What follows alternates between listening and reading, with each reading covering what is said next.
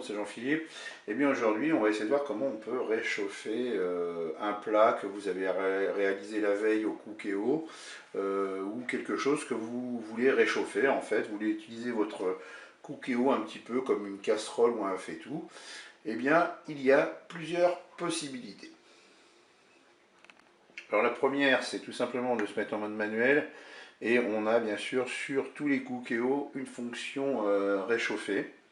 Donc moi je suis un petit peu, voilà, je trouve que la fonction réchauffée elle est intéressante, mais ça réchauffe vraiment très lentement.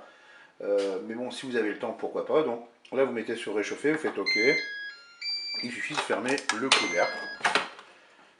Et voilà, vous pouvez faire plein de choses. Vous avez d'autres choses à faire pendant que ça se réchauffe. Et moi je trouve vraiment que c'est très long. Après, une autre solution, donc là je vais arrêter la fonction réchauffer. Après, une version un peu plus rapide, ben, tout simplement, qu'est-ce qu'on va faire? On se met en manuel et on va se mettre en mode doré. Voilà. Et puis là, l'avantage c'est que ça va chauffer très vite.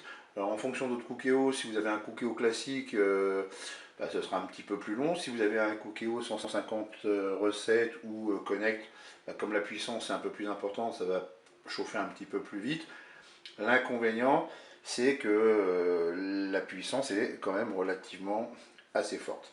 Donc moi souvent ce que je fais c'est que j'opte pour, quand je veux réchauffer quelque chose, en fait je vais plutôt opter pour la fonction dorée, la fonction réchauffée. Vous avez qu'à la tester, vous allez voir c'est quand même vraiment long.